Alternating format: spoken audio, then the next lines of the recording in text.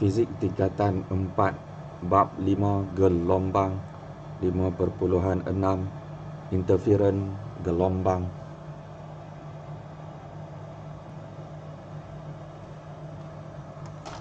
Okey, kita mulakan. Sebelum ni kita belajar tentang pantulan pantulan gelombang, kemudian pembiasan, kemudian pembelauan. Kali ini adalah interferon gelombang. Apa itu interferon? Nanti kita tahu prinsip superposisi gelombang. Mesti ada kena-mengena dengan gambar ni. Okey. Kenapa dua ekor angsa ni? Kita bukan nak tengok pada angsa ni, kita nak tengok pada gelombang yang terhasil ni. Maksudnya angsa pertama ni gelombang yang pertama, angsa kedua gelombang yang kedua. Apa berlaku kepada kedua-dua gelombang? Mereka bertembung. Gelombang satu bertembung dengan gelombang kedua. Jadi kalau kita boleh nampak apa bentuk yang terhasil tu, hasil pertembungan dua gelombang. Jadi di sini tak berapa jelas. DIY, cuba getarkan 2 biji bola kecil seperti bola tenis di atas permukaan air. Kamu boleh lakukan aktiviti ini di sewaktu tengah mandi lah, di bilik mandi. Ada kolah, boleh try buat. Bolehkah anda melihat corak yang terhasil apabila dua gelombang itu bertindih? Jadi mukadimah awal ni dengan gambar ini, barangkali kamu boleh dapat idea lah apa yang kita nak belajar pada subtopik kali ini. Dan apa itu interferon? Apa itu interferon? Gambar di atas menunjukkan dua gelombang pada permukaan air dalam sebuah tasik. Dua gelombang membulat yang dihasilkan bertindih atau bersuperposisi. Apakah yang berlaku apabila dua gelombang itu bersuperposisi? Okey, jadi kalau kamu nak faham bertindih pun boleh boleh terima bertindih, atau lebih dalam bahasa fizik ni kita guna perkataan superposisi. Super, macam Superman lah. Superman ini superposisi. Maksudnya dua posisi yang ditembungkan sesama mereka menjadi super. Aktiviti berikutnya mengkaji superposisi gelombang menggunakan simulasi komputer.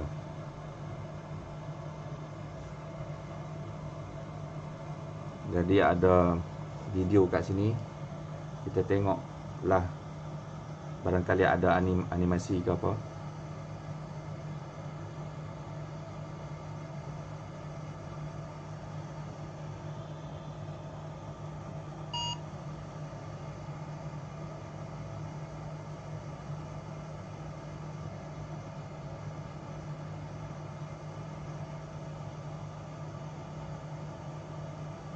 Okey, kita ada sedikit animasi.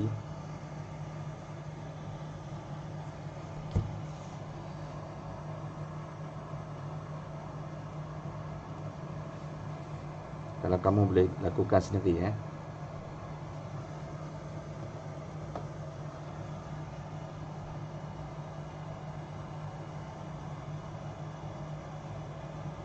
Okey. Superposisi gelombang pertama, gelombang kedua. Jadi kita try jalan tengok Boleh nampak? Dua-dua ditembungkan kat tengah ni. Apa jadi? Apa yang berlaku? Dia punya amplitude dia, hasil pertembungan dua gelombang, amplitude-nya berganda. Amplitude-nya adalah hasil tambah. Jika yang pertama ialah 10, yang kedua pun 10, tingginya bila bergabung jadi hasil tambah. 10 tambah 10 ialah 20. Okey, ini bagus animasi ni, kamu boleh ubah-ubah. Okey, cuba kita tambah lagi tinggi. Okey, belah ni pun boleh ubah ketinggian dia. Okey, maksima. Ini boleh ubah dia punya kedudukan dia. Ini kita jalankan dalam dunia sebenar. Boleh nampak? Dia adalah 2 kali ganda. Boleh tengok ada kotak. Boleh banding, kira dia punya ketinggian kotak tu.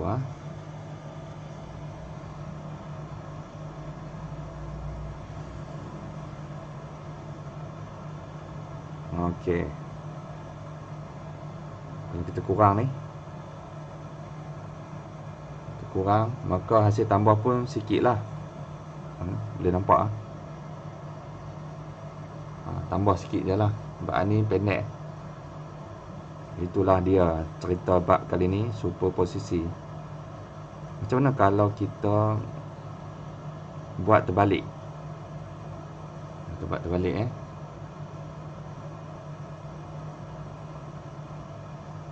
Okey.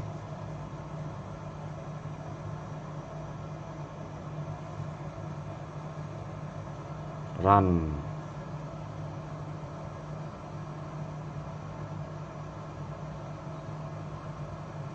Perasankah apa yang berlaku betul-betul kat tengah waktu mereka bertembung kat tengah ni?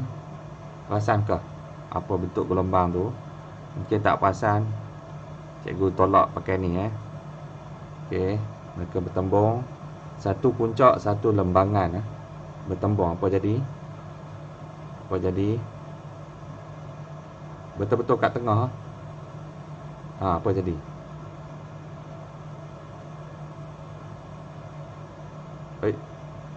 Lajak. Tengok apa jadi? Betul-betul kat tengah puncak bertemu lembangan. Gelombang pertama puncak, gelombang kedua lembangan belah bawah. Okey. Belah atas amplitude katakan 10. Gelombang kedua amplitude negatif 10 belah bawah. Jadi 10 bertemu negatif 10 ialah hasil tambah juga. 10 tambah negatif 10 jadinya kosong. Bila kosong tu yang datar balik tu. Jadi ini yang sama berlaku pada permukaan air. Okey. Kalau seorang mai belah kanan puncak dan seorang mai air belah kiri lembangan, hasil pertemuan jadi bagaikan cancel satu sama lain bagaikan membatal satu sama lain. Jadi datar baliklah permukaan air ni jadi pada aras yang asal Okey. Pasal laju sangat, tu pasal kita tak perasan Jadi itu yang berlaku pada gelombang ini kalau kamu perasan. Okey. Hasil pertembungan puncak dan lembangan dia jadi straight balik Hasil pertembungan puncak dengan puncak dia hasil tambah 2 kali ganda puncak. Tapi kita tak buat yang satu lagi apa yang satu lagi? Macam mana kalau lembangan bertemu lembangan? Tu kita tak buat lagi Jadi tarik balik. Ini lembangan, ini pun kita nak buat bagi jadi lembangan Kita nak tengok. Tadi puncak bertemu puncak, jadi 2 kali puncak Sekarang apa cerita kalau lembangan bertemu lembangan. Jadi kita tengok siapa yang kena. Boom. Boleh nampak? Boom. Sini Sama juga macam cerita puncak, lembangannya menjadi berganda.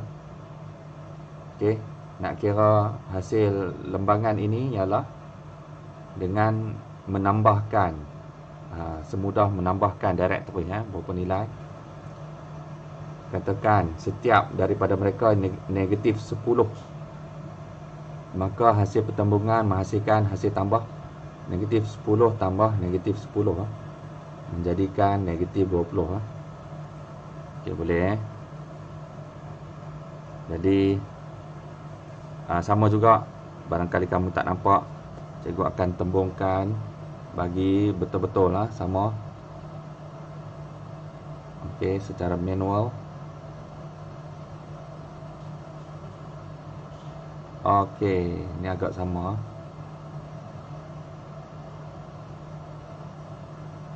Okey, dapatlah idea. Susah juga nak gerakkan slide. Lebih sikit dah terlajak. Okey, idenya memang 2 kali ganda lah. Begitulah. Bagus animasi ni. Ini boleh adjust banyak lagi ni. Adjust kelajuan.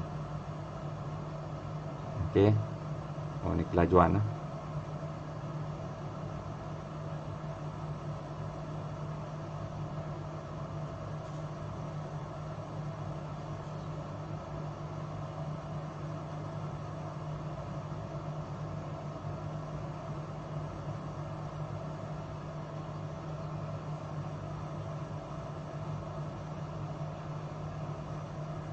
Okey, ini apa ni? Ini dia punya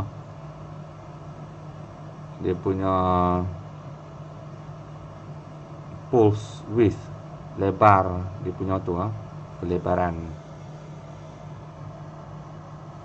Boleh nampak lah apa jadinya.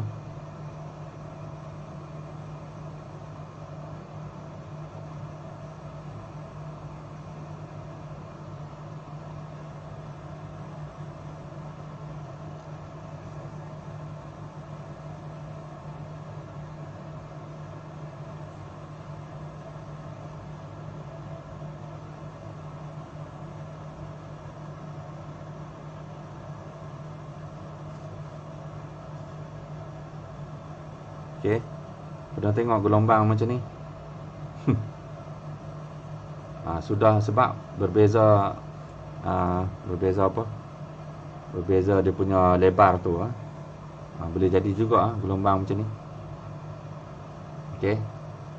Untuk yang kamu punya ni, kita tak nak belajar yang kita tak belajarlah kelebaran yang berbeza ni. Dia ajar yang mudah saja. Dia ajar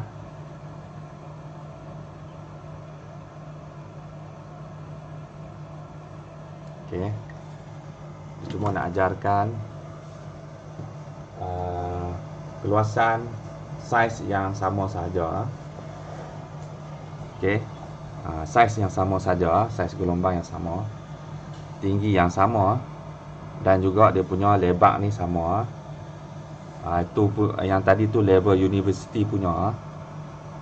Dia nanti macam-macam kamu susah nak bayangkan. Ni semua sama je. Saiz dia sama, lebar dan tinggi. Okey. Cuma beza ini puncak bertemu puncak. Ini lembangan bertemu lembangan. Okey. Dan yang ini kita buat twist balik puncak bertemu lembangan. Okey. Putar balik. Jadi satu aktiviti yang menarik. Prinsip superposisi menyatakan bahawa apabila dua gelombang bersuperposisi, maksudnya dua gelombang bertembung lah. Bertembung. Kamu kena hafal ni, catat dalam koleksi definisi. Prinsip superposisi. Sebelum ni kita belajar prinsip apa? Prinsip keabadian tenaga, prinsip momentum, prinsip Archimedes, prinsip Bernoulli. Ni pun ada prinsip jugalah. Prinsip superposisi menyatakan bahawa apabila dua gelombang bersuperposisi, keadaan ni kena sebut dulu. Apabila apa berlaku? Apabila keadaan berlaku, dua gelombang bertembung, bersuperposisi, maka apa akibatnya? Sesaran paduan, maksudnya hasil tambah yang tadi, hasil tambah ketinggian atau lembangan tadi. Sesaran paduan ialah hasil tambah sesaran individu bagi dua gelombang tersebut. Individu ni maksudnya hasil tambah ketinggian masing-masing lah. Masing-masing punya gelombang punya ketinggian, hasil tambah mereka lah, sesama mereka bagi dua gelombang tersebut. Hasil tambah. Itulah dia prinsip superposisi. Apabila apa, maka akibatnya apa. Macam mana nak cari hasil tambah. Interference dengan sumber gelombang coherence. Kamu mungkin tertanya, apa dia interference? Apa itu superposisi? Okey, jadi jawapannya sama sahajalah. Boleh panggil superposisi, boleh panggil interference. Okey. Interference gelombang ialah superposisi. Kan sama, interference gelombang ialah superposisi. Okey. Ialah superposisi dua atau lebih gelombang dari sumber gelombang yang koheren. Ini satu kata kunci yang penting, koheren. Interference gelombang ialah superposisi dua atau lebih gelombang dari sumber gelombang. Maksudnya boleh bukan saja puncak bertemu puncak. Boleh jadi satu puncak bertemu dua puncak, ada satu lagi kat sini. Atau bertemu lembangan ke, lebih pun tak apa, 3 ke 4, tak kisah. Asalkan apa? Asalkan semua gelombang yang bertemu itu mestilah koheren. Apa benda pula koheren ni? Dua sumber gelombang adalah koheren. Dua atau lebih sumber gelombang yang nak bertembung tu dikatakan koheren apabila frekuensi kedua-dua gelombang. Tengok, dia fokus pada frekuensi. Frekuensi kedua-dua gelombang adalah sama. Mesti sama. Wajib sama. Baru kita sebut semua gelombang itu sebagai koheren. Dan bila koheren, gelombang koheren bertembung, barulah kita akan berlakunya fenomena kita panggil superposisi, atau berlakunya interference gelombang. Tapi bukan satu ini sahaja syaratnya untuk koheren. Frekuensi adalah sama, tetapi syarat kedua adalah ini, iaitu beza fasa adalah tetap. Apa dia beza fasa? Beza fasa itu ialah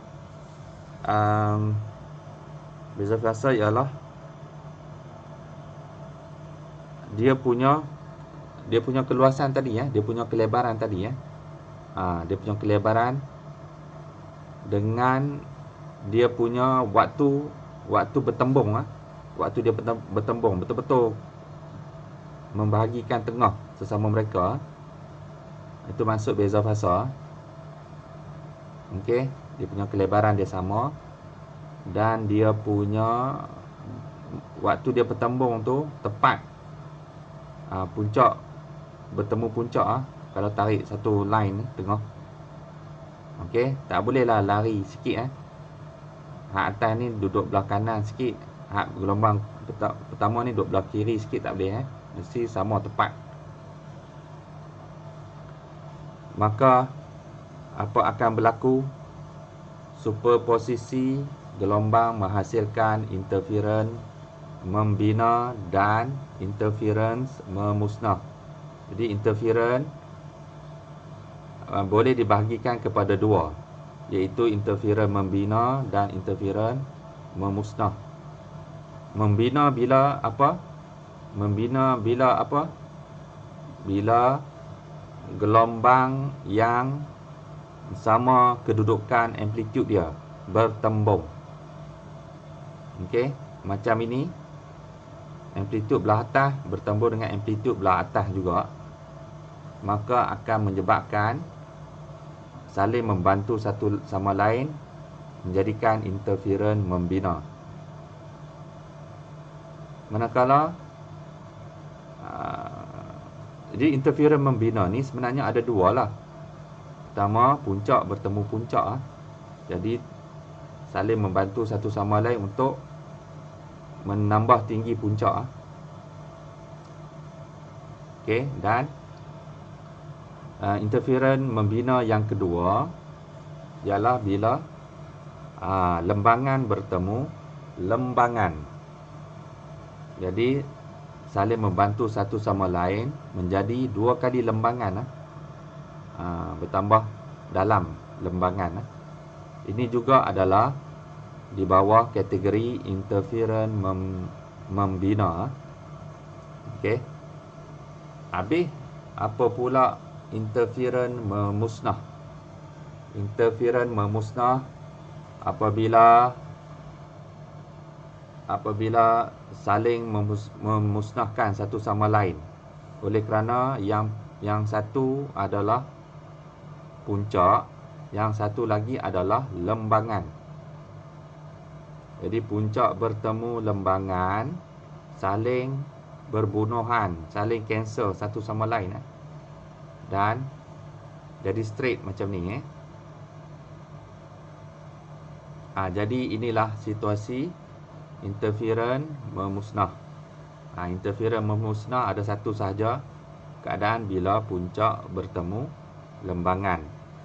Ingat balik lagi sekali, interference membina ada dua keadaan, puncak bertemu puncak dan lembangan bertemu lembangan. Interference membina.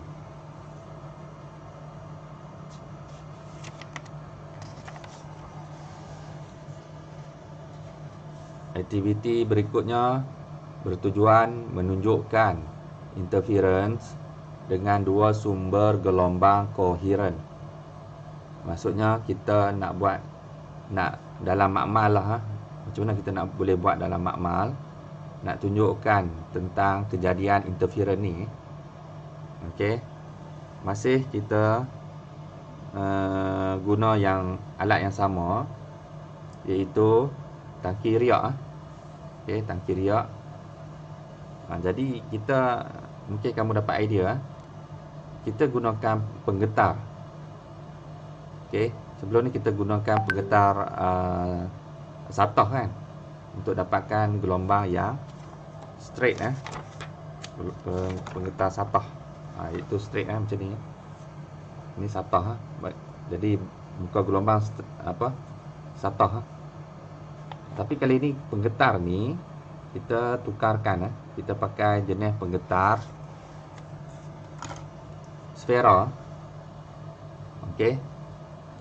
Jadi ada dua hujung ke hujung yang akan celup di dalam air tu. Sfera bulat-bulat. Okay, jadi penggetar ni akan naik turun, celup dalam air untuk menghasilkan dua gelombang bulat yang serentak, secara serentak. Okey. Itulah maksud bila serentak dihasilkan, sebab sama-sama dicelup serentak dalam air hujung ke hujung ni. Itulah cara kita hasilkan gelombang yang koheren. Koheren tu apa maksud tadi koheren? Sebab kita celup kedua-dua ni kan sama dia punya panjang ni, panjang pencelup ni. Maksudnya bila kita celup, kita hasilkan amplitude yang sama, tinggi. Kemudian saiz dia sama, saiz kelebaran ni, pencelup ni sama. Bermaksud bila dicelup tu akan hasilkan gelombang yang sama dia punya kelebaran. Dia punya kelebaran ni sama. Kita tak nak kelebaran ni lain, sebab itu akan menyebabkan tidak mematuhi syarat kedua, iaitu beza fasa tak tetap, beza fasa dia berbeza. Kita tak mau. Kita nak beza fasa dia tetap, baru nanti cantik, dia jadi superposisi yang cantik macam ni. Okey.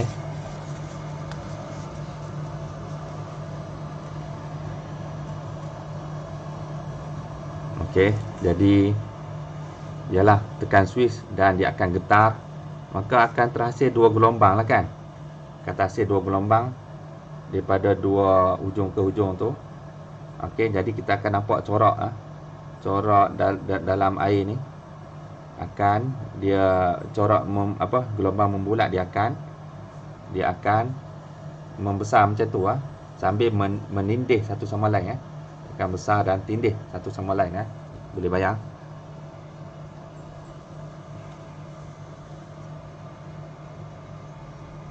Kemudian selain menggunakan tangki riak untuk kaji tentang interference, pertembungan dua gelombang, kalau nak pakai cahaya pun boleh. Nak pakai cahaya pun kita boleh guna cahaya untuk kaji tentang interference, pertembungan dua cahaya, dan kita nak tengok macam mana corak interference tu berlaku. Pun boleh, tak ada masalah. Dia punya idea pun mudah saja, sangat mudah. Kamu boleh buat sendiri pun kat rumah. Okey. Nampak canggih, nampak macam canggih interference gelombang cahaya, tapi dia punya radas dia, adik kamu pun boleh buat sendiri. Sebab kamu dah ada benda ni, pen laser ni. Pastinya ada, sebab waktu kamu ikut mak bapak kamu pergi pasar, bapak nak beli ikan, kamu dah adik kamu tengok orang jual pen laser ni. Jadi kamu tengok seronok lah pula, duk main laser-laser mata orang. Jadi kamu pun minta bapak kamu beli satu. Okey, ada kat pasar je pun. Di tepi-tepi pejalan kaki je pun. Harga RM2. Tak jumpa, boleh pergi kedai apa? Long One ke? Long One. Kedai RM2 berlambak-lambak ada. Kemudian dui celah. Apa benda dui celah, nama canggih ni. Tak payah susah-susah, boleh bina sendiri. Ambil cardboard. Okey, ambil cardboard dan gunting kat tengah-tengah ni. Gunting, bukan gunting, letak pisau kat tengah-tengah ni.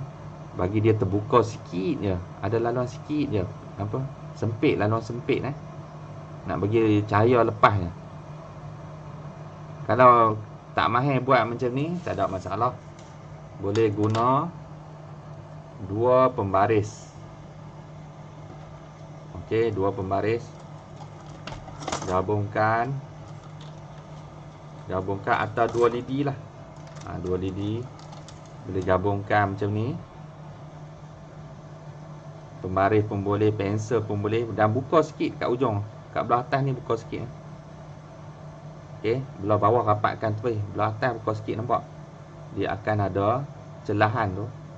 Jadi tembak laser kat tengah. Macam tu. Sangat senang. Itulah dia, dui celah. Apa-apa saja yang kita celahkan di antara mereka. Kena bagi dui celah ni sehalus yang boleh lah. Okey. Kalau macam ni tak halus. Okey. Kalau tak halus ni, pergi tembak bawah lagi ni. Sebab semakin ke bawah ni semakin halus lah. Okey.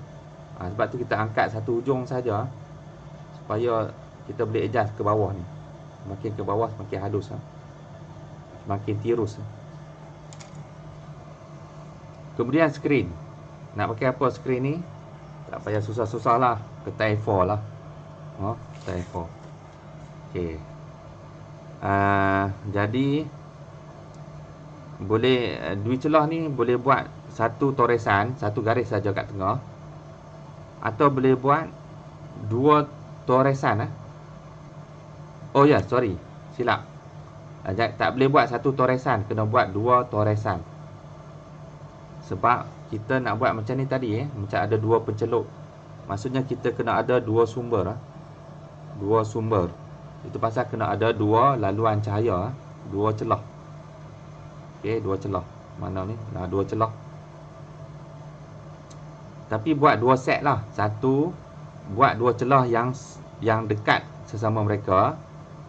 Satu lagi, buat dua celah yang berjarak jauh sikit sesama mereka. Okey. Nanti ada sebab dia kenapa kita buat guna dua celahan yang berbeza jarak ni.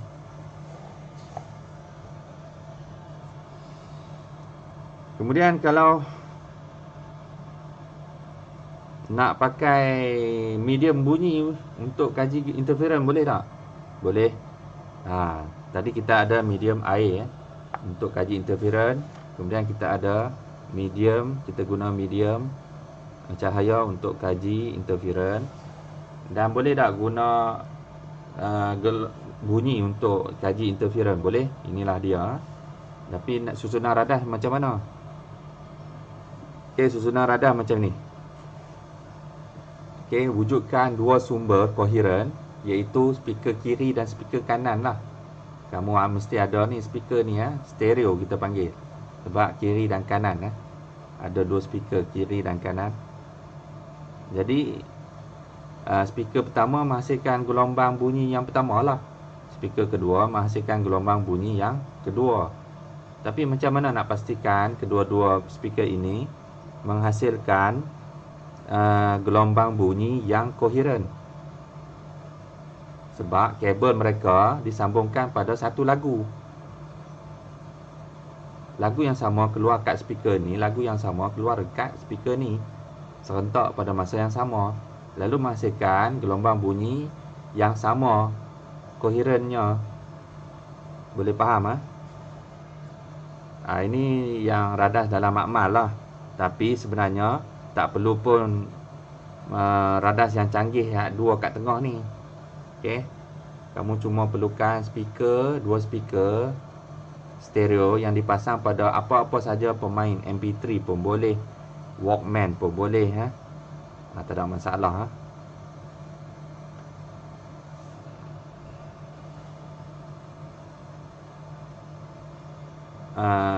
Jadi apa skrin dia? Apa dia punya skrin? Kalau cahaya boleh, kesannya itu boleh dipaparkan pada skrin. Kalau tangki riak, kesannya itu boleh dipaparkan pada permukaan air. Kita boleh tengok gelombang pada hasil interference pertembungan dua gelombang air pada permukaan air, kita boleh tengok. Habis kalau pakai bunyi, nak paparkan dekat skrin mana? Jawapannya, paparkan dekat skrin itu ialah telinga kamu. Telinga kamu sendiri. Telinga sendiri akan jadi mendengar bunyi. Di mana bunyi kuat dan di mana bunyi lemah. Memberitahu kamu apa? Kamu akan lalu kat sepanjang ni, sepanjang tengah-tengah ni. Kalau kamu akan dengar bunyi yang kamu duduk sini dengar bunyi kuat, pergi depan sikit bunyi lemah, atau hampir tak dengar bunyi, pergi depan lagi bunyi kuat, pergi depan lagi bunyi lemah balik. Saling bertingkah begitu. Atau unduk ke belakang boleh. Mula duduk depan bunyi kuat, unduk ke belakang bunyi lemah, unduk ke belakang bunyi kuat balik, lepas tu lemah, kuat, lemah. Itu apa maksud dia tu? Hak mana satu gelombang interference membina? Bila bunyi kuat ke bunyi lemah? Begitu. Kalau bunyi lemah pula, adakah interference memusnah? Kan? Yang kita belajar tadi. membina, dua ni memusnah bawah ni. Adakah memusnah ni lah bermaksud bunyi tu bunyi jadi tak kuat sebab memusnah ni. Gelombang bunyi puncak bertemu gelombang bunyi lembangan. Itu pasal saling cancel satu sama lain. Jadinya tak ada apa-apa gelombang masuk dalam telinga kamu. Itu pasal jadi tak dengar bunyi. Jadi boleh buat ni. Okey, boleh buat dekat rumah.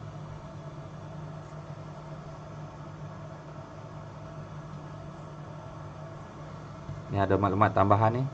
Mesti baca juga. Interferon gelombang bunyi menggunakan tala bunyi. Menggunakan tala bunyi maksudnya selain pakai ni nak lagi mudah pakai ni, tak payah pakai elektrik senang. Pakai ni Tala bunyi diketuk dan kemudian diputar dengan perlahan berhampiran dengan telinga. Ini telinga. Okey. Maknanya bunyi tak boleh dipaparkan macam cahaya. Kena pakai telinga. Kalau cahaya pakai mata boleh tengok. Kalau bunyi nak mana boleh pakai mata, kena pakai telinga lah. Okey, ketuk ni tang. Bila ketuk ni, kiri dan kanan ni akan bergetar serentak. Teng. Maksudnya kedua-duanya bergetar dengan koheren. Koheren maksudnya beza fasa tetap. Okey, lalu mewujudkan apa? Mewujudkan dua gelombang lah, menghasilkan dua gelombang dan kedua-dua gelombang itu adalah koheren. Okey, maksudnya bila koheren, bila terhasilnya dua gelombang yang koheren, kita dah tahu dah. Kamu dah tahu ini di bawah bab subtopik interferon, maksudnya mereka akan bertembung lalu menghasilkan superposisi. Okey, maksudnya dua gelombang bertembung. Okey, di mana telinga akan dengar kuat dan di mana telinga akan dengar tak dengar langsung. Itu adalah menggambarkan interferon memusnah atau membina tu.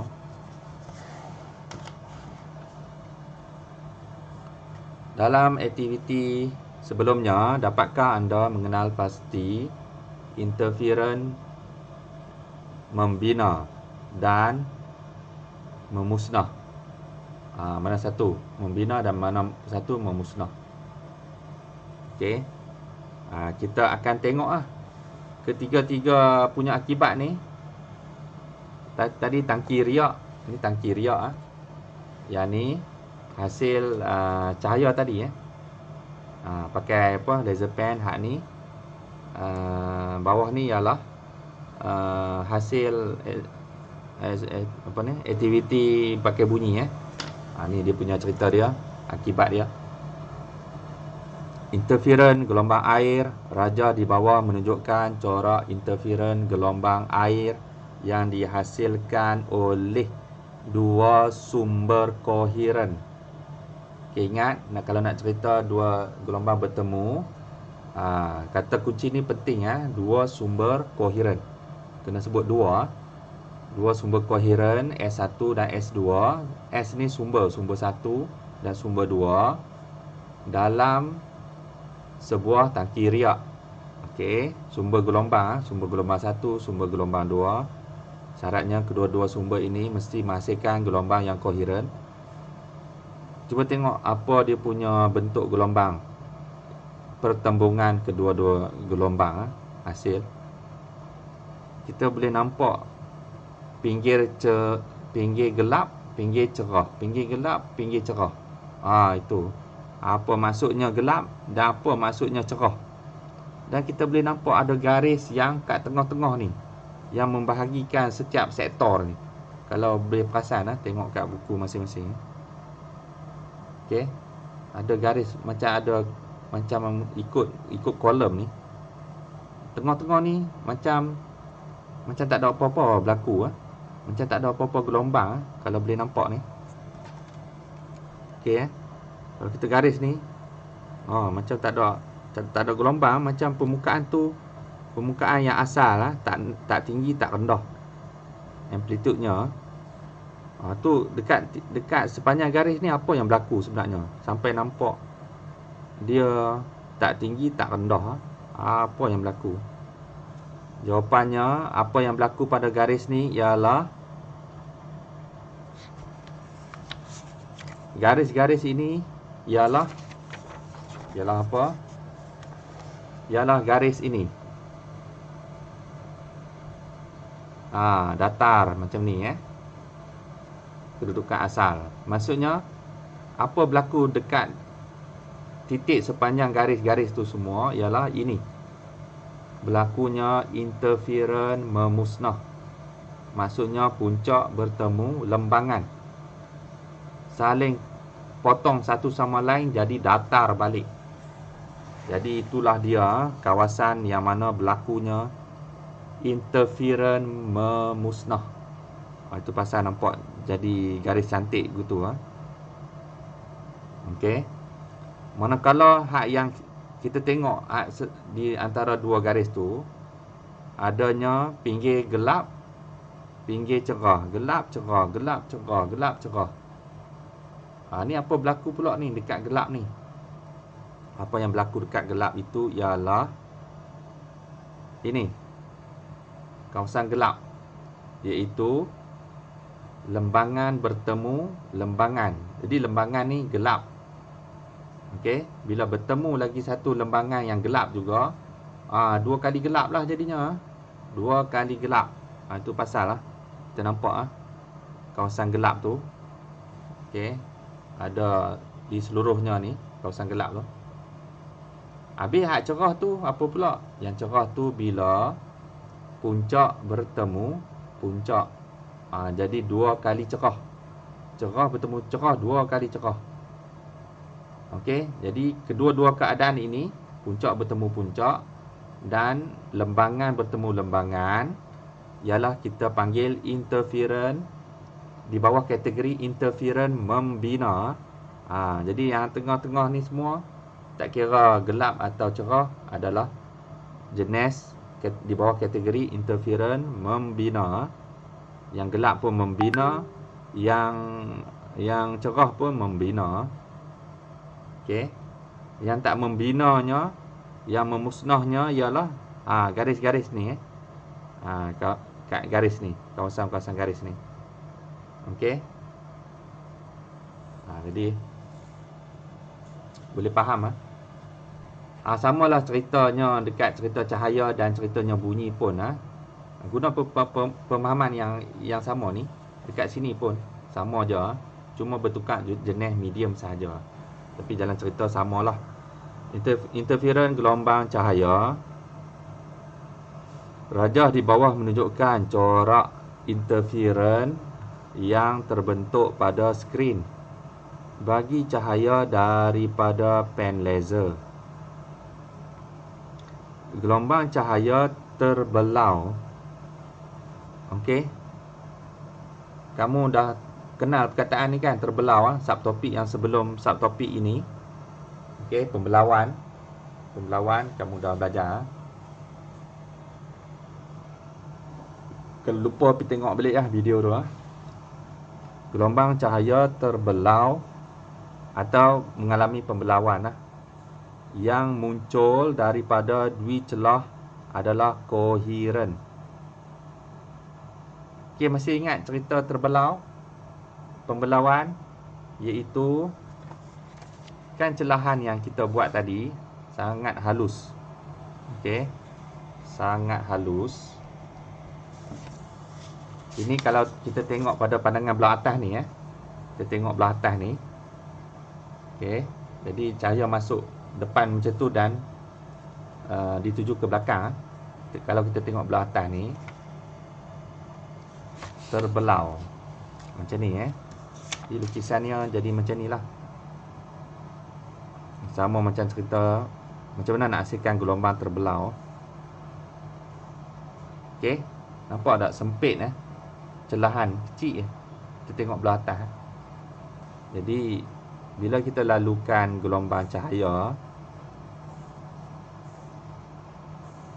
okey, kemudian kita dah tahu hasil terbelau daripada muka satah kepada muka membulat. Jadi macam itulah.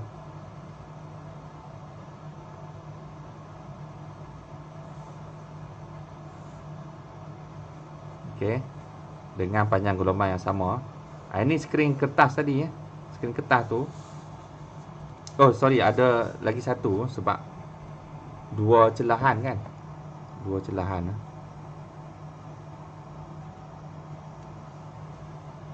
Okey, hak ni gelombang pertama, hak ni gelombang kedua. Okey, gelombang kedua. Macam itulah.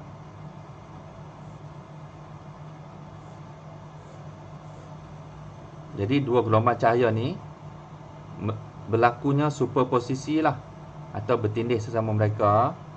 Sama jugalah cerita, akan ada kawasan interferon memusnah. Akan ada kawasan interferon membina. Jadi dekat skrin ni akan terhasil apa? Akan terhasil kawasan gelap, cerah, gelap, cerah, gelap, cerah. Okey, iaitu macam ini. Ini dia jadinya. Akan jadi laser tu warna merah. Okey, kalau pakai warna merah nampak warna merah lah. Pakai warna laser warna hijau nampak hijau lah. Pakai warna biru nampak biru lah. Okey. Tapi akan adanya pinggir yang gelap. Gelap, cerah, gelap, cerah, gelap, cerah. Saling berselang-seli begitu. Jadi yang pinggir gelap ni nak bagi tahu apanya? Pinggir gelap ni nak bagi tahu apa? Dan pinggir cerah bagi tahu apa pula? Kedua-dua gelombang tu apa? Yang gelap, kedua-dua gelombang itu berlaku apa? Okey. Jawapannya ialah kita baca sini Jawapannya sama macam ni Rajah di bawah menunjukkan corak interferon yang terbentuk pada skrin bagi cahaya daripada pen laser. Gelombang cahaya terbelau yang muncul daripada dui celah adalah koheren. Okey. Okey, kena sebut ni koheren sebab cahaya yang melalui dua celah ni kan mai daripada satu pen laser. Bukan mai daripada pen laser masing-masing tak. Kedua-dua celahan ni melepaskan cahaya yang datang hanya daripada satu laser. Itu cara kita nak hasilkan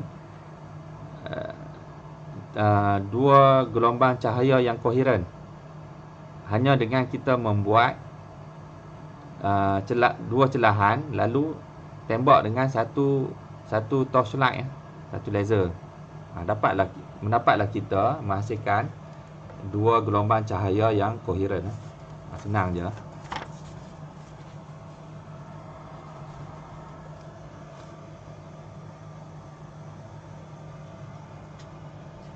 Okey, jadi superposisi gelombang daripada dui celah menghasilkan corak yang terdiri daripada pinggir cerah dan pinggir gelap.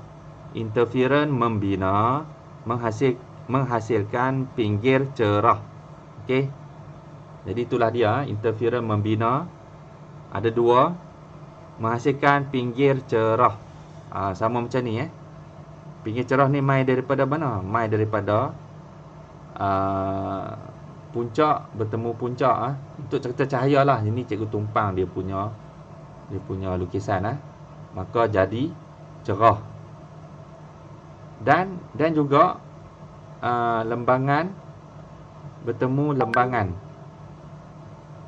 Jadi ini lembangan daripada gelombang cahaya yang pertama. Ini lembangan daripada gelombang cahaya yang kedua. Bertemu, apa jadinya? Jadinya bertambah dua kali ganda lembangan.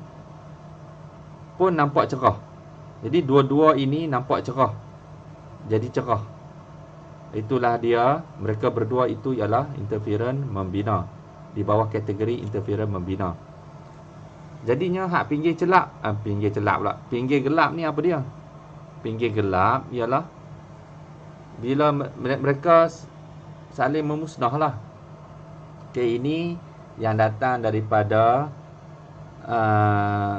puncak ni datang daripada celahan yang pertama, celahan cahaya yang pertama, gelombang yang pertama, dan lembagan ini datangnya daripada celahan kedua, gelombang cahaya kedua. Bila bertemu, apa jadinya? Saling memotong satu sama lain jadi datar. Jadi datar ni maksudnya tak ada cahaya. Bila tak ada cahaya, kawasan tu jadi gelap lah. Okey, jadi interferon memusnah, interferon membina, interferon memusnah, bina, musnah, bina, musnah, bina. Macam tu lah. Yang ni, apa beza yang belah kiri dengan belah kanan ni? Kenapa kita nampak hak ni lebih rapat, hak ni lebih jarak kan? Jarak hak ni lebih rapat. Sebab kita guna dua jarak, kita panggil apa benda ni? Dua dwi celah, yang mana celahan tu berbeza jarak. Jadi yang hak pertama ni, celahan dia sempit, ini celahan dia lebar antara mereka. Jadi celahan yang sempit menghasilkan pinggir yang berjarak jauh. Okey, pinggir hitam ke pinggir merah, berjarak jauh. Dan yang pinggir gelap dan pinggir cerah yang sempit, yang dekat ni, sempit ni, terhasil daripada apa? Terhasil daripada menggunakan celahan yang berjarak jauh. Jadi dia terbalik gitu. Dia terbalik. Guna celahan kecil menghasilkan pinggir yang jauh. Guna celahan yang besar menghasilkan pinggir yang dekat. Jadi macam betul-betul lah. Jarak celahan ni kita labelkan sebagai A kecil. Okey. A kecil ialah jarak di antara dua sumber lah. Atau jarak di antara dua celah, atau jarak di antara dua sumber lah. A. Ini kemungkinan hafal ni, nanti akan ada rumus A kecil. D besar. D besar. Jangan tulis D kecil. D besar ialah jarak antara dua celah dengan skrin. Itu kita labelkan sebagai D besar. Okey.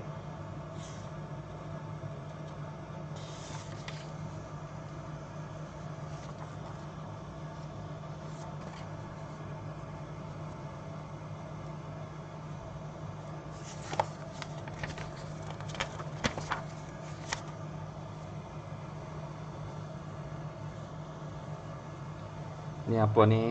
Maklumat tambahan, baca pilah. Aktiviti interference gelombang cahaya juga dikenali sebagai eksperimen dwi celah Young, sempena nama seorang ahli fizik, Thomas Young. Beliau berjaya menunjukkan cahaya bersifat gelombang melalui eksperimen yang menghasilkan pinggir cerah dan gelap. Inilah. Jadi Thomas Thomas Young ni, dia yang buat aktiviti ni.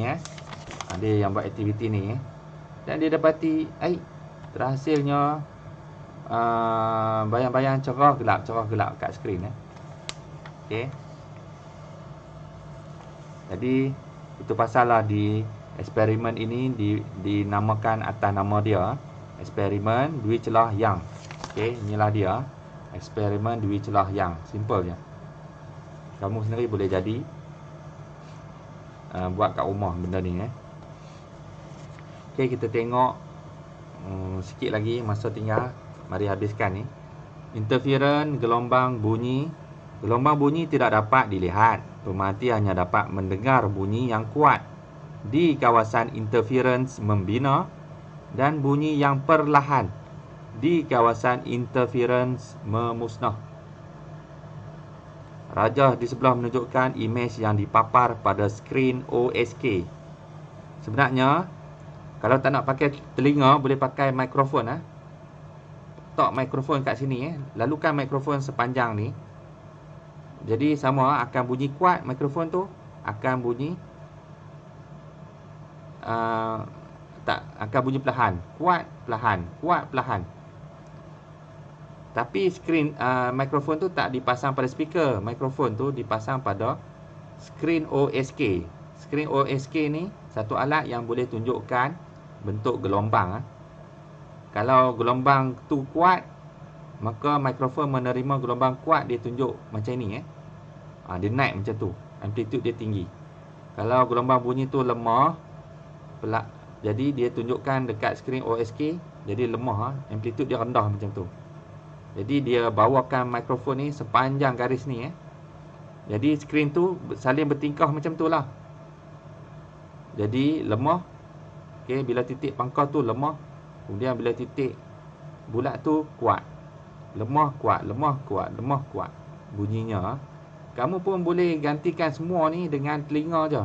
Mana kamu yang lalu sini pakai telinga. Bila kat titik ni kamu dengar kuat. Bila kat titik ni lemah. Kuat, lemah. Kuat, lemah. Kuat, lemah. Kuat, lemah. Macam tu lah. Jadi itu cara kita nak dapat mengesan interference kalau pakai gelombang bunyi lah. Okey. Jadi ingat lagi S1, S2 ni jarak sesama mereka dipanggil apa? Dilabelkan apa? Dilabelkan A. Sama macam ni. Jarak dua celah ni A. Sama macam ni, jarak di antara pencelup dengan pencelup ni A. Ni jarak. Sekali nak penting untuk bina rumus. Habis D nya mana? D nya ini. Ini D. D yang besar. Okey, D besar. Okey. Yang ni D. Untuk cahaya D. Jarak antara sumber dan skrin. D untuk ni hak mana? D untuk ni ialah garis saja. Mana-mana, kat mana-mana pun boleh. Katakan kat sini. Maka ni jarak di antara dua sumber ni kepada sini, garis ni adalah D. Okey, boleh. Jadi jarak antara dua sumber ni A. AD. Okey, sampai sini sajalah. Nantikan cikgu upload lengkap semua. Kamu mesti wajib tengoklah. Jumpa lagi. Assalamualaikum.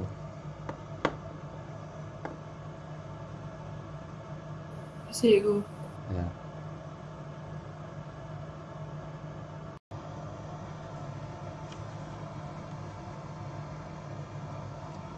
Melukis corak gelombang interference. Interference gelombang air, cahaya dan bunyi boleh dianalisis dengan melukis corak interference seperti rajah di bawah. Titik P dan Q ialah antinode. Titik P dan Q yang mana? Okey, titik P dan Q ni adalah antinode. Apa maksud antinode?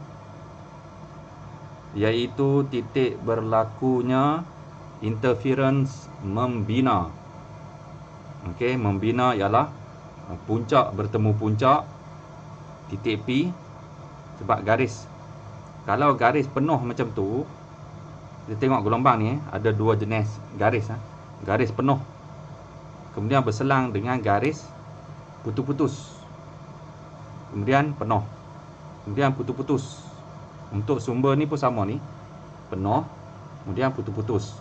Dia apa maksud penuh, apa maksud putus-putus? Penuh ialah puncak. Okey, putus-putus ialah lembangan. puncak lembangan, puncak lembangan. Jadi kita tengok interference yang berlaku dekat P, apa bertemu apa? Ialah puncak dari S1 bertemu dengan puncak gelombang S2. Okey. Jadi puncak bertemu puncak. Jadi interference apakah yang akan berlaku? Ialah interference membina manakala Q ialah apa bertemu apa, iaitu lembangan gelombang S1 bertemu dengan lembangan gelombang S2. Jadi lembangan bertemu lembangan menjadikan juga adalah interference membina. Jadi sepanjang titik ini, kalau kita gariskan ni, jadi garis yang menghubungkan semua titik antinode ini, puncak bertemu puncak dan lembangan bertemu lembangan. Okey, puncak bertemu puncak, lembangan bertemu lembangan, puncak bertemu puncak, lembangan bertemu lembangan. Macam tu berselang-seli. Kita gariskan. Maka garis inilah kita panggil, titiknya itu kita panggil antinode. Tak kira dia puncak bertemu puncak ke, tak kira lembangan bertemu lembangan ke. Dan kita gariskan garis itu, titik itu kita gariskan semuanya. Ia membentuk garis, kita panggil garis itu sebagai garis antinode. Titik-titik antinode, garis-garis antinode. Okey. Manakala yang ini garis yang disambungkan semua titik ini putus-putus ni, kita panggil garis node. Garis node. Apa dia garis node? Maknanya titik ini kita panggil node. Node. Titik R ialah node, iaitu titik berlakunya interference memusnah. Okey. Jadi masih ingat bila akan berlakunya interference memusnah? Bila yang satu tinggi, yang satu rendah. Okey, bila yang satu puncak, yang satu lagi adalah lembangan. Jadi puncak bertemu lembangan akan cancel each other. Jadi akan kembali pada titik keseimbangan, seolah-olah ianya tidak berlaku, seolah-olah gelombang tak berlaku. Okey, titik datar yang normal. Jadi itulah dia garis, itulah dia kita panggil sebagai titik node. Okey, yang ini lembangan bertemu puncak. Yang ini puncak bertemu lembangan. Yang ini lembangan bertemu puncak. Jadi maksudnya semua titik ini adalah titik node atau titik berlakunya interference memusnah. Okey, jadi kita gariskan semua titik yang mana berlakunya interference memusnah atau yang kita panggil sebagai titik node. Maka garis itu kita buat putus-putus, garis itu kita panggil sebagai garis node. Jadi kita akan boleh lukis banyaklah garis node dan garis antinode ni garis node, garis antinode, garis node, garis antinode, dan begitulah seterusnya. Jadi kamu dapat idea lah apa itu garis node dan garis antinode.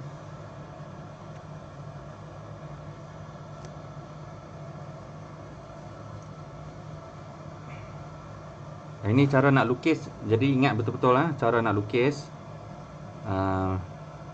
Mungkin kamu tak perlu lukis gelombang ni cuma kamu perlu lukis garis antinode dengan garis node sahaja.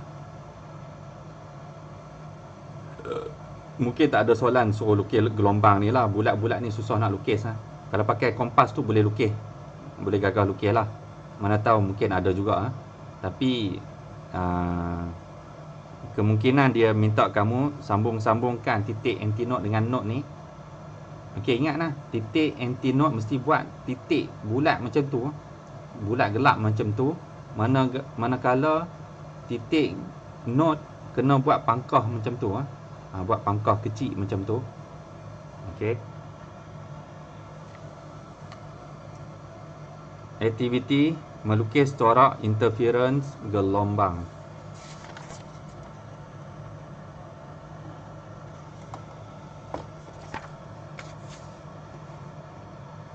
Oh, ini kamu kena belajar lukis jugalah.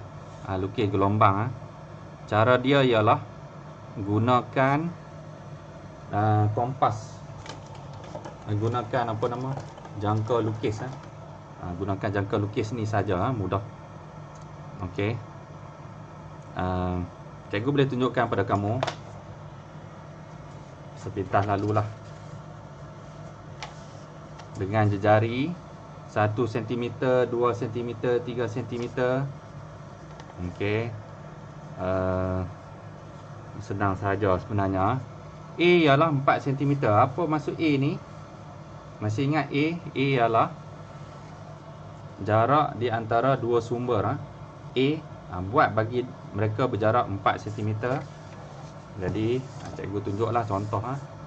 Ada kertas kosong ni. Mula-mula buat dulu satu garis lurus. Okey, macam tu.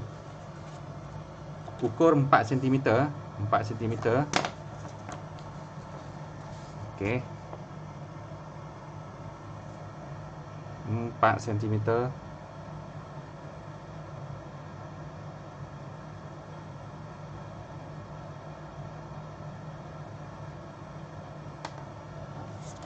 Pindahkan. Okey. Atas dan bawah pindahkan. Jadi dapatlah kita 4 cm yang mewakili sumber 1, sumber 2. Ini S1. Yang ini S2. Okey. Okey, ini adalah jarak A. A ialah jarak antara dua sumber. Okey, kemudian muka gelombang dengan jejari 1 cm, 2, 3, 4 dan seterusnya sampai 7. Jadi pada rajah anda lukis dalam langkah 2, tandakan semua titik antinode dan titik node, lukiskan 3 garis antinode. Okey, tak apa. Kita akan bina. Okey, 1 cm dulu. Kita mulakan dengan 1 cm.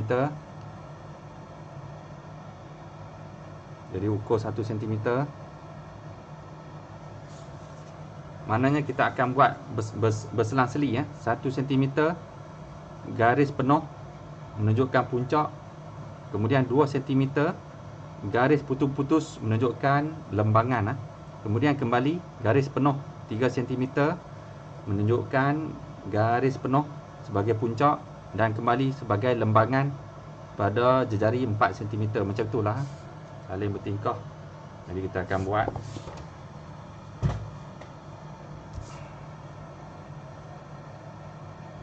Okey, 1 cm. Ingat tadi penuh. Garis penuh sebagai puncak. Allah, lari. Pastikan. Oh, Allah. Allah. Sebab tu ini kena ketat. Ini dah longgar, kamu mesti ketatkan.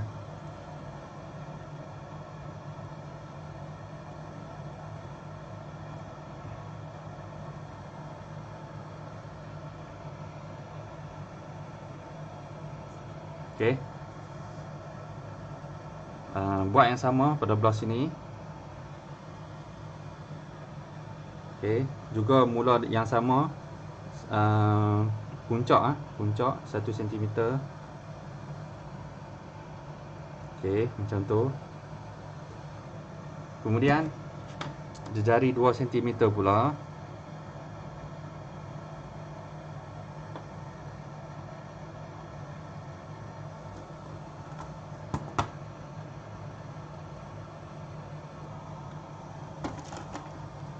Okey, nampaknya cikgu punya jangka lukis ni lari teruk sangat. Jadi sediakan screwdriver dan ketatkan. Okey, ketatkan.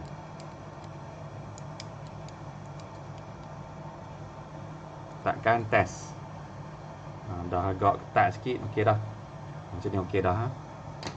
Jadi ia akan berlaku pada siapa-siapa sahaja, mana-mana jangka lukis sahaja. Jadi dapatkan satu jangka lukis untuk skru untuk ketatkan jangka lukis. Okey, kembali sambung 2 cm. 2 cm ini adalah lembangan, jadi mesti dibuat putus-putus. Okey, putus-putus.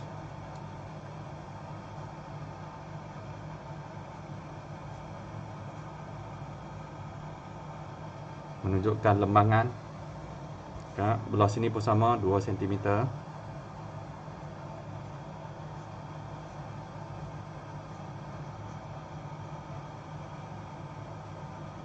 Okey. Kemudian balik pada 3 cm puncak garis penuh. Okey, 3 cm garis penuh.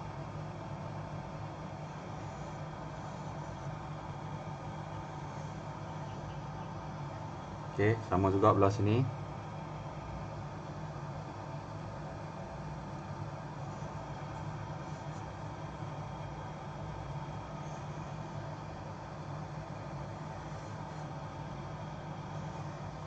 Okey. Kemudian kembali pada teruskan pada 4 cm. Jadi berselang-selilah antara puncak dengan lembangan.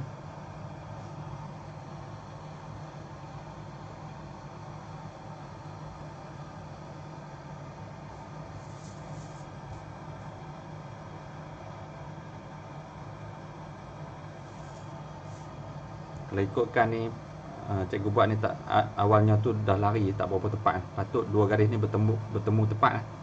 Sebab ni 4 cm, ni 4 cm, maksudnya 2 2. Jadi ini akan bertemu. Jadi tak apalah, supaya kamu faham apa jadi kalau keadaan apa nama ni, keadaan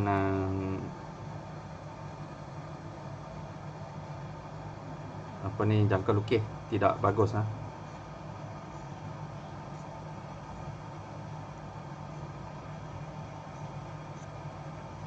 Okey.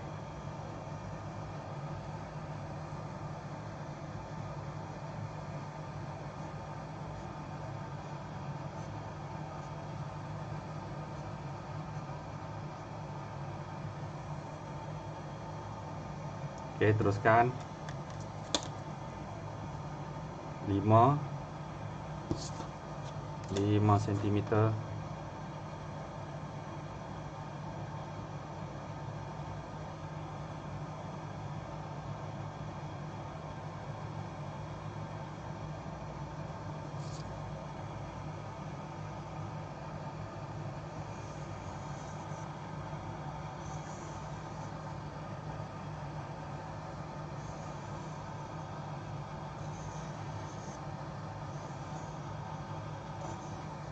Okey, kemudian kembali 5 6 cm.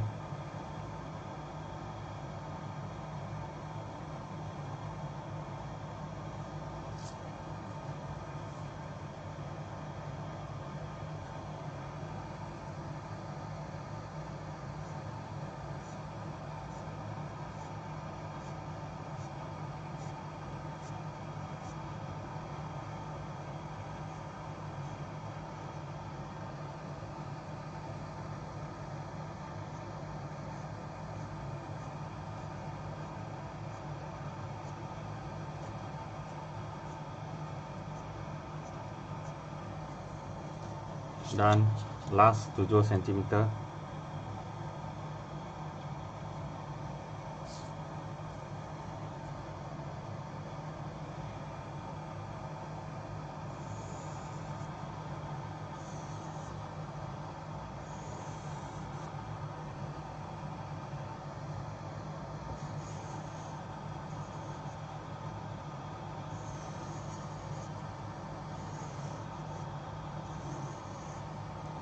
Okey.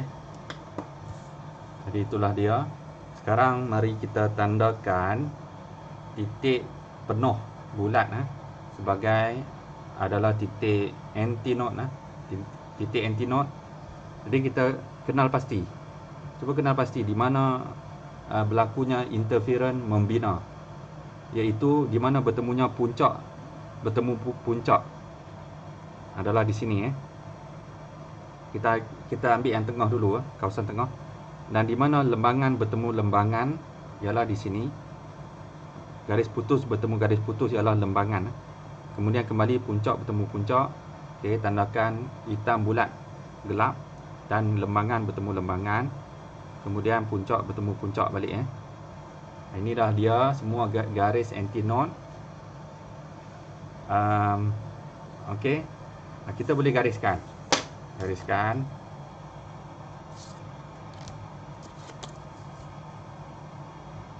Menghubungkan semua titik ini. Maka inilah dia, kita panggil sebagai garis antinode. Dan setiap titik ini kita panggil sebagai antinode. Sekarang di mana pula berlakunya interference memusnah? Okey. Ideanya interference memusnah ialah bila puncak bertemu lembangan atau lembangan bertemu puncak. Iaitu contohnya dekat sini garis penuh bertemu garis putus-putus. Kita tak buat bulat, kita buat simbol pangkah kecil. Okey, pangkah. Ini pun garis penuh bertemu garis putus-putus lembangan. Okey, ini pun sama. Puncak bertemu lembangan, puncak bertemu lembangan, dan puncak bertemu lembangan. Jadi kalau kita hubungkan semua itu dengan garis, kita akan dapat dan garis ini kita panggil sebagai garis node. Dan pangkah itu kita panggil sebagai node. Dan garis yang menghubungkan semua node ialah garis node. Dan boleh kita buat lagi, banyak lagi. Jadi cikgu tunjukkan dengan cepatlah.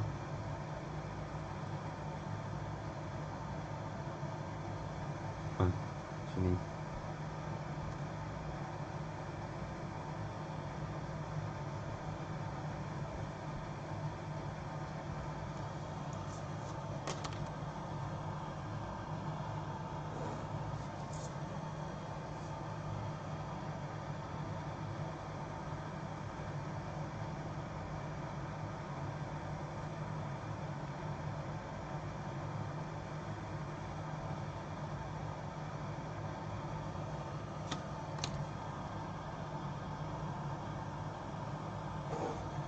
Oh ya, cikgu silap sesuatu.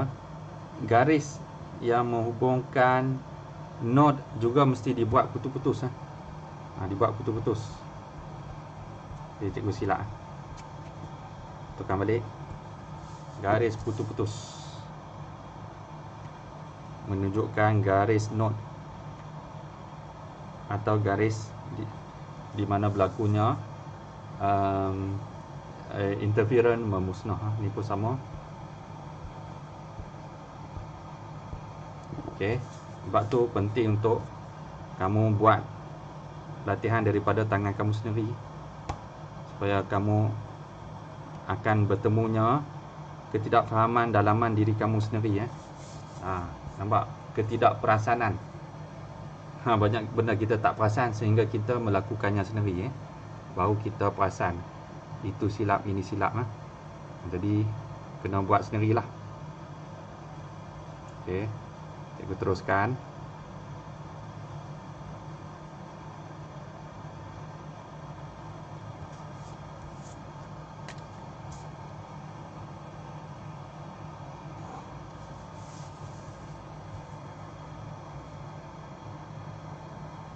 Okey, begitulah seterusnya. Ada lagi belah sini, belah sini. Okey. Okey, itulah cara nak lukis gelombang, interference gelombang, dan juga gelombang, pertemuan dua gelombang dan juga interference-nya, dan juga garis node dan garis antinode. Jadi kita kembali. Okey. Itulah cara menjalankan aktiviti ini.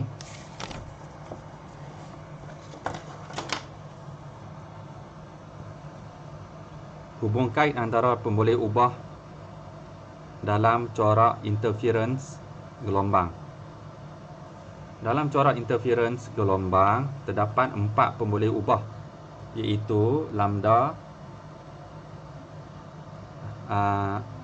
lambda iaitu panjang gelombang, A kecil, masih ingat apa dia? Jarak antara dua sumber, X dan D. D apa, masih ingat D? D besar ialah jarak antara sumber dengan layar.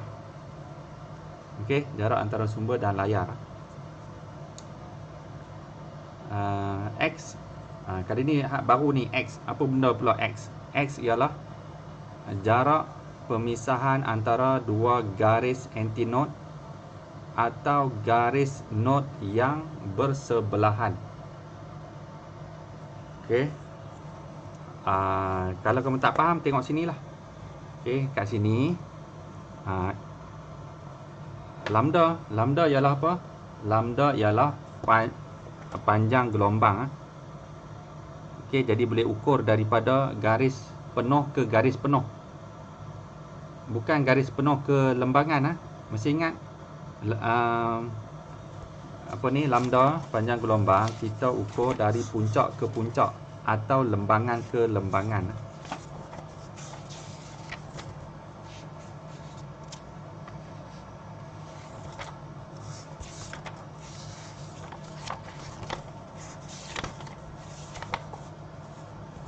Okey. Lambda ialah kita ukur dari puncak ke puncak atau lembangan ke lembangan. Dalam kes lukisan kita tadi, garis penuh ke garis penuh lah, atau garis putus-putus ke garis putus-putus. Jadi itulah dia lambda. Kita ukur daripada garis penuh ke garis penuh atau garis putus-putus ke garis putus-putus. Satu jiran garis putus-putus saja, jangan langkau garis putus sampai ke garis putus sini. Itu dah 2 jiran. Nak satu jiran sahaja. Itulah dia lambda. Kemudian A itu apa? A ialah jarak antara dua sumber punca berlakunya atau sumber menghasilkan gelombang. Okey, sumber 1, sumber 2. Ni A sebagai A nya. Kemudian X nya apa? Kita tengok D dulu. D ialah jarak antara sumber, okey, sehingga ke papan layar ni. Ini boleh kita anjak-anjak ke mana pun tak kisah, tak ada masalah. Okey, garis ni, garis sebagai kononnya papan layar ni, kita boleh anjak garis putus-putus ni, straight ni. Jarak nak dekat boleh, jauh pun boleh, jauh lagi pun boleh, tak ada masalah. Okey.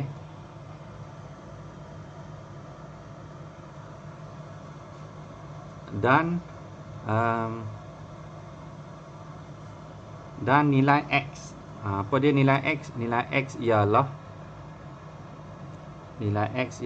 jarak antara dua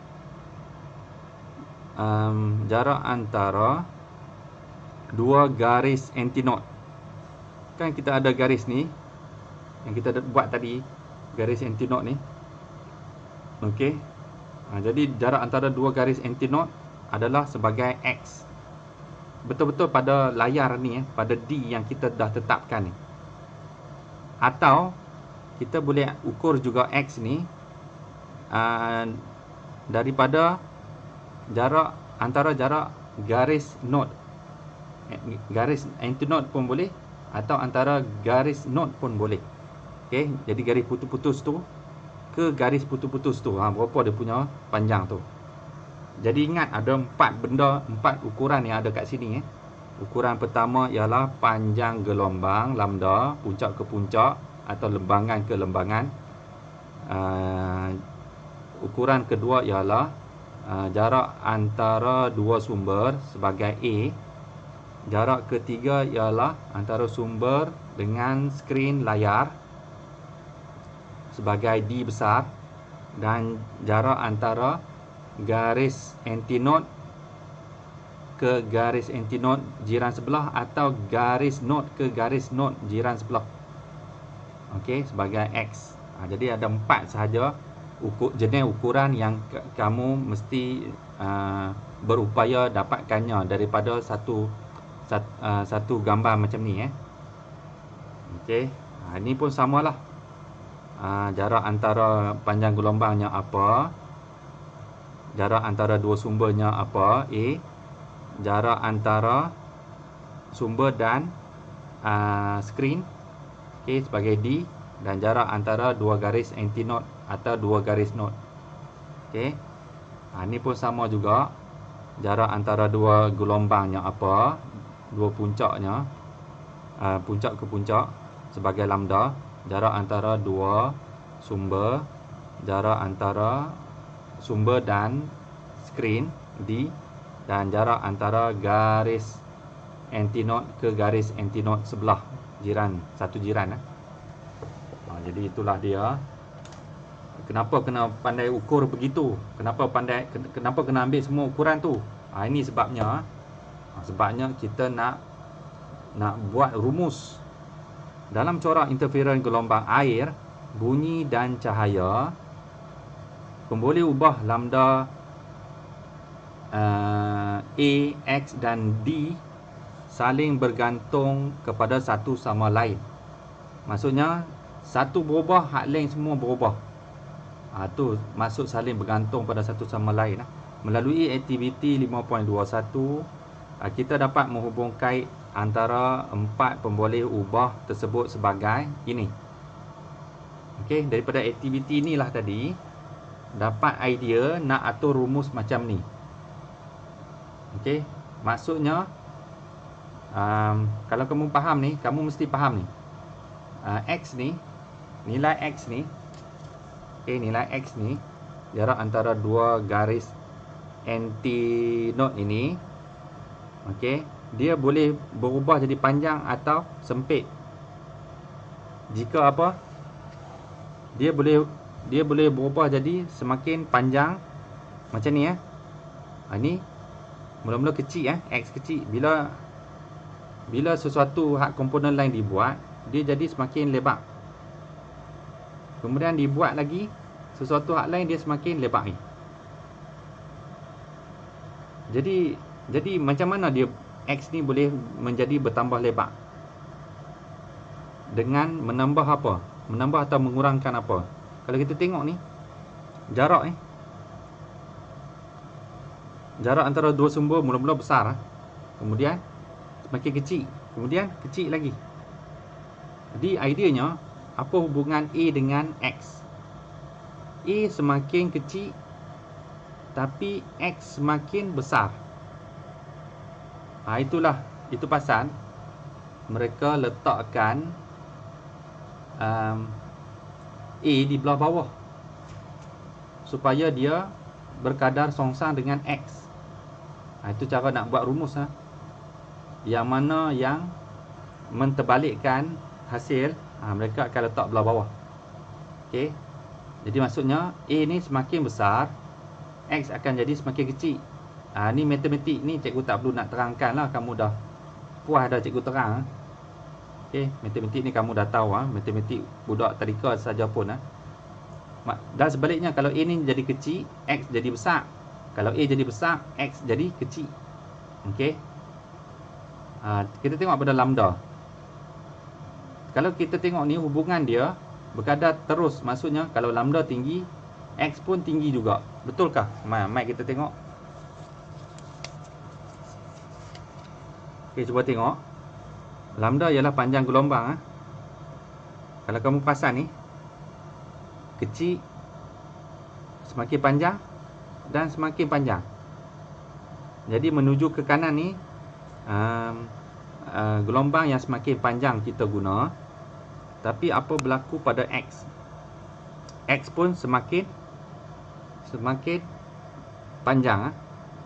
Maksudnya semakin panjang gelombang, semakin panjang X. Itu pasal lah lambda duduk searas dengan X. Macam mana pula D? Kalau kita tengok sini, D pun duduk searas dengan X. Jadi maksudnya kita dah boleh teka. Semakin tinggi, semakin besar jarak D, makin besar jarak X. Cuba kita tengok.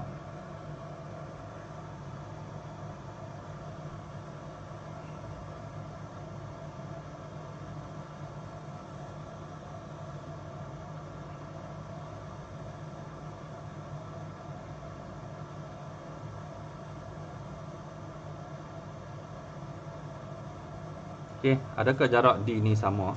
Adakah jarak D ni semakin bertambah ke sama? Ini 2.1. Sama 2.1. Okey, maknanya D ni kita tetapkanlah. D boleh saja kita tambah sebenarnya, boleh ambil mana-mana. Jadi maksudnya D ni duduk searas dengan X jugalah. Okey. Jadi akhirnya kita mendapatlah hubungan antara empat komponen tu. Okey. Kemudian kita buat ubah suai sikitlah. Daripada hubung kait ini kita peroleh panjang gelombang lambda melalui rumus ini. Jadi kita lakukan kita lakukan pemindahan algebra untuk dapat lambda. Jadi lambda ialah AX bahagi D. Jadi tujuan kita membina rumus ni sebenarnya apa? Tujuan kita bina rumus ni sebenarnya untuk kita dapat cari panjang gelombang. Panjang gelombang tu. Okey. Jadi panjang gelombang sama dengan A darab X per D. Dan sebaliknya lah kita boleh cari setiap komponen yang lain juga dengan lakukan pembinaan algebra. Jadi itulah dia. Maknanya dalam kes ni, kalau kita ukur nilai A, kita tetapkan nilai A berapa jarak dia. Okey. Contohnya kita letak speaker sini. Kita boleh ukur nilai A tu, jarak antara speaker berapa. Kemudian kita ukur nilai D berapa, D. Okey, jarak antara speaker dengan telinga sebagai D. Kemudian kita ukur nilai X. Apa dia nilai X? Ialah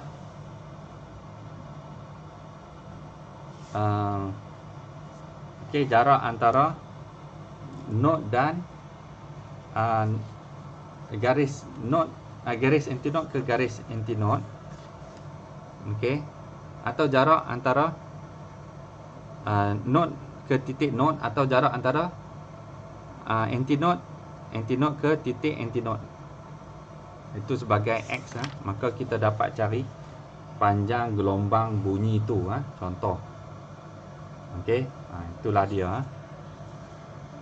Menyelesaikan masalah melibatkan interferon gelombang. Okey. Contoh.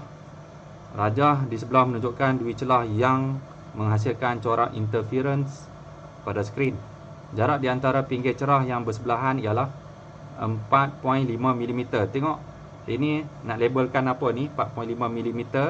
Dia dah bagi tahu jarak di antara pinggir cerah. Okey, nampak tak? Jarak di antara dua pinggir cerah tu. Jarak di antara dua pinggir cerah. Pinggir cerah ialah mewakili X. X mewakili ni garis antara antinode. Garis jarak di antara dua garis antinode. Okey. Kalau kat sini ni cerita cahaya lah. Digambarkan pada garis antinode adalah yang pinggir gelap tu. Pinggir cerah. Atau garis node digambarkan oleh pinggir gelap. Jadi pinggir cerah ialah jarak X.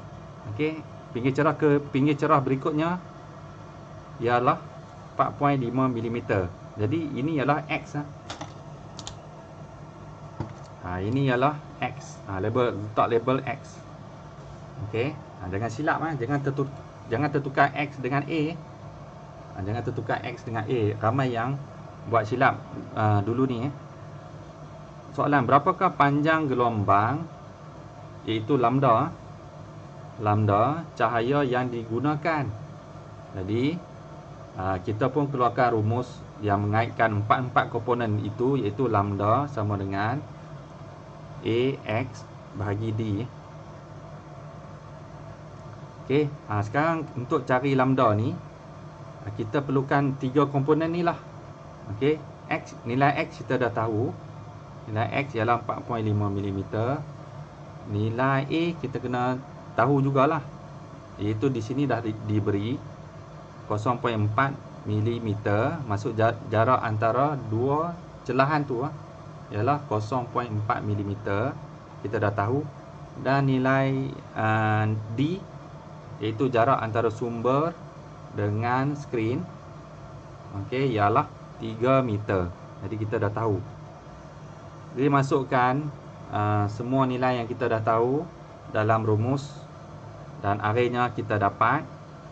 Okey, kita dapat nilai lambda, iaitu yang ini dalam unit meter.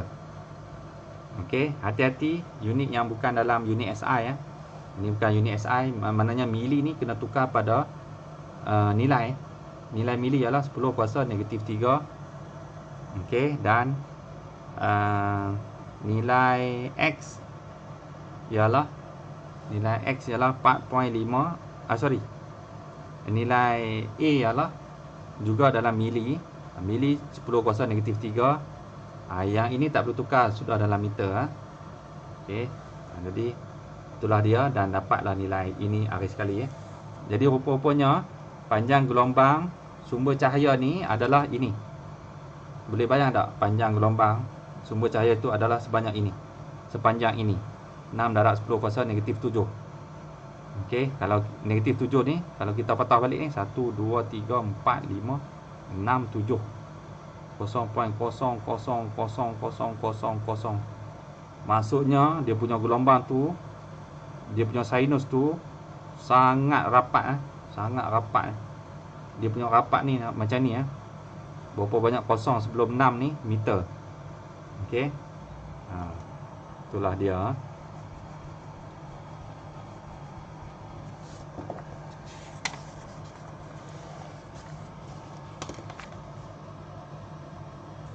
Aplikasi interferon gelombang dalam kehidupan harian. Ni kena tahu, soalan pun memang akan keluar juga. Dia nak tengok setelah kamu penat belajar konsep fizik ni, di mana boleh aplikasikan konsep yang telah dibelajar tu. Pengetahuan mengenai interferon gelombang banyak digunakan dalam memanfaatkan kehidupan harian kita. Raja di bawah ialah contoh aplikasi interference gelombang air, cahaya dan bunyi. Okey, ini adalah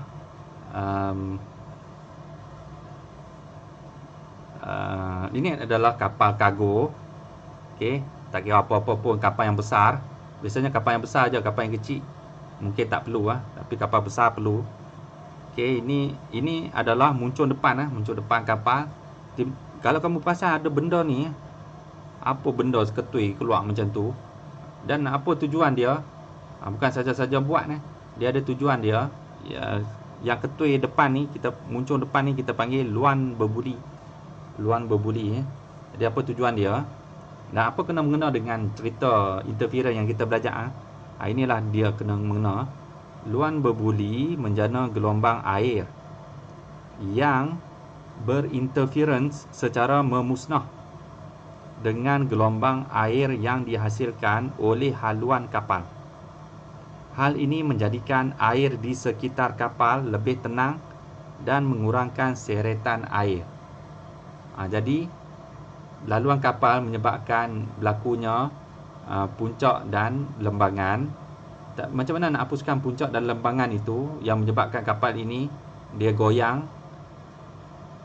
Ialah dengan menghasilkan lagi satu gelombang oleh luan berbuli ni untuk menghapuskan balik puncak. Jadi luan ini akan hapuskan, akan lepaskan puncak untuk hapuskan lembangan laluan kapal, dan akan lepaskan lembangan untuk hapuskan puncak oleh laluan kapal. Jadi itu tujuan dia. Semua benda mereka dah kaji dah. Jadi maksudnya taklah kapal ini terumbang-ambing. Itu pasal dia jadi tenang. Dan tidak juga kapal ini menjadi lambat dia punya nak maju ke depan oleh kerana seretan. Maksudnya dia boleh pergi dengan lebih laju. Okey. Kemudian cermin mata ni, salutan pada permukaan kanta anti pantulan menyebabkan cahaya terpantul berinterference secara memusnah. Salutan ini membantu menjadikan penglihatan lebih jelas dan mengelakkan pembentukan imej pada kanta cermin mata.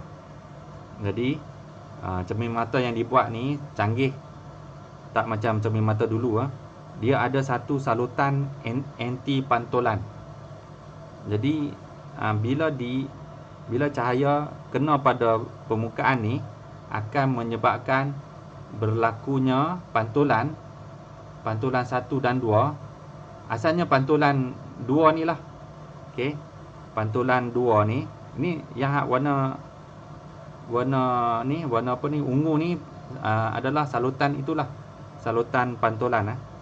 Yang putih tu adalah kanta biasa, cermin mata. Okey, bila kena gitu, jadi daripada salutan ni pun memantulkan 1 dan kena pada kanta tu pun memantulkan 2. Jadi pantulan 1 akan membunuh pantulan 2. Maksudnya pantulan 1 akan menghapuskan pantulan kedua. Jadi sama-sama mereka menghapuskan satu sama lain, atau kita faham sebagai berlakunya interference, memusnah. Jadi yang satu ni yang 2 ni contohnya dia hantar puncak, maka yang satu akan hantar lembangan. Jadi lembangan bertemu dengan puncak akan terhapus satu sama lain. Jadi itulah dia. Siapa yang pakai spek mata dapatkan spek mata salutan, adanya salutan anti pantulan. Okey. Siapa tak ada salutan anti pantulan ni, kalau kamu pergi tengok kat cermin mata tu, orang tu akan nampak tak nampak mata dia. Akan nampak bayang-bayang lah. Tapi kalau yang pakai teknologi ni, kita boleh nampak terus mata dia. Jadi itulah dia apa yang dibuatnya oleh anti pantulan ni. Sistem mikrofon dan pemancar pada fon kepala yang digunakan di kapal terbang menghasilkan gelombang bunyi yang berinterference secara memusnah dengan bunyi sekeliling yang hingar. Jadi orang yang bawa kapal terbang, orang yang tak kisahlah kapal terbang atau apa-apa yang dia kendalikan satu enjin yang sangat kuat. Bahkan kalau kamu perasan adanya headset yang kita boleh beli yang dah ada anti noise. Kalau kamu perasan ada headset yang dia ada anti noise atau noise cancelling. Jadi ini biasanya mahal lagi lah. Kenapa noise cancelling? Sebab dia boleh kita nak dengar lagu contohnya, kita tak nak ada bunyi suara kuat daripada orang mesin rumput kat luar, ada motor mak rempit mana duk rem lah apa semua, kacau kan. Jadi dia punya binaan tu special, dia ada pasang anti noise. Apa yang anti noise ni buat? Dia akan menghasilkan gelombang terbalik. Okey, menghasilkan gelombang terbalik untuk dilanggar dengan bunyi luar itu. Katakan bunyi luar tu dia main macam ni. Dia main macam ni. Okey, bunyi orang rempit lah, bunyi macam ni. Jadi yang headset ni akan tangkap bunyi ni dan akan hasilkan gelombang satu lagi. gelombang yang terbalik daripada ni. Dia menterbalikkan. Jadi macam tu. Jadi puncak bertemu lembangan, datar. Lembangan bertemu puncak, datar. Puncak bertemu lembangan, datar. Akhirnya kita tak dengar apa-apa kat luar. Jadi itulah dia. Termasuk mak panggil kita pun kita tak dengar. Sebab kita dah pakai. Tapi mikrofon apa ni? Headphone ni memang, phone kepala ni memang mahal lah. Itulah dia. Dan kita akhiri dengan latihan formatif 5.6. Raja di bawah menunjukkan eksperimen dwi celah yang. Okey. Begini, A nyatakan fenomena yang berlaku apabila cahaya melalui celah tunggal. Okey, apa yang berlaku bila cahaya melalui celah tunggal ni? Jawapan dia celah tunggal, sorry ya. Hak ni dwi celah yang, hak ni celah tunggal. Okey, apakah fenomena yang berlaku pada kali pertama cahaya melalui celah tunggal ni sahaja? Kamu dah belajar dulu dia bukan daripada subtopik ni, dia daripada subtopik yang dulu. Bila ada gelombang lalu di satu celah, maka akan berlakunya apa? Akan berlakunya pembelauan. Kalau masih ingat pembelauan. Okey, gelombang masuk sikit je, lepas tu dia mula mengembang balik. Jadi membulat, melengkung macam tu. Okey, jangan sebut membulat, sebut melengkung. Melengkung. Okey, jadi melengkung. Itulah fenomena yang berlaku ialah pembelauan. B, apakah yang berlaku kepada dua alur cahaya dalam kawasan PQ di atas skrin? Okey, mana PQ ni? Okey, kawasan PQ ni. Apakah yang berlaku kepada dua alur cahaya dalam kawasan PQ? Jawapannya ialah berlakunya apa? Berlakunya interference. Okey, berlakunya interference. C, huraikan pembentukan pinggir cerah dan pinggir gelap. Huraikan pembentukan pinggir cerah dan pinggir gelap. Jadi kamu ceritalah di mana berlakunya pinggir cerah berlaku apabila dua garis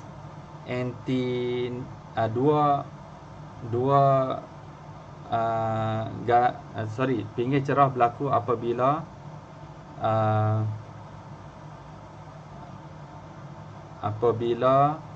puncak bertemu puncak atau lembangan bertemu lembangan, maka menghasilkan pinggir yang cerah. Manakala pinggir yang gelap pula berlaku apabila puncak bertemu lembangan atau lembangan bertemu puncak, maka terhasillah pinggir gelap. Okey, D, dalam susunan radas eksperimen ini ialah A, D, jarak di antara dua pinggir gelap. Okey, nak labelkan apa ni? Jarak di antara dua pinggir gelap yang bersebelahan ialah, okey, labelkan X 4.6 mm. Hitungkan panjang gelombang cahaya hijau itu. Lambda, suruh cari lambda. Jadi cikgu tak payah tunjuk lah kot. Keluarkan balik rumus yang mengaitkan empat komponen ini, iaitu lambda. Kamu kena hafal betul-betul ni. Lambda sama dengan AX bahagi D. Okey, dia nak minta cari lambda ni apa. Jadi kena cari nilai komponen A dah tahu, X pun dah tahu, D pun dah ada. Jadi cuma telitikan unit supaya sudah jadi unit SI. Mili kena tukar pada 10 kuasa negatif 3. Ini pun sama, mili kena tukar pada 10 kuasa negatif 3. Ini tak payah buat apa-apa, sudah dalam unit SI. Masukkan dan tekan kalkulator, dapatlah nilai lambda. Jadi itulah dia, sampai sini saja. Nantikan subtopik berikutnya. Jumpa lagi. Assalamualaikum.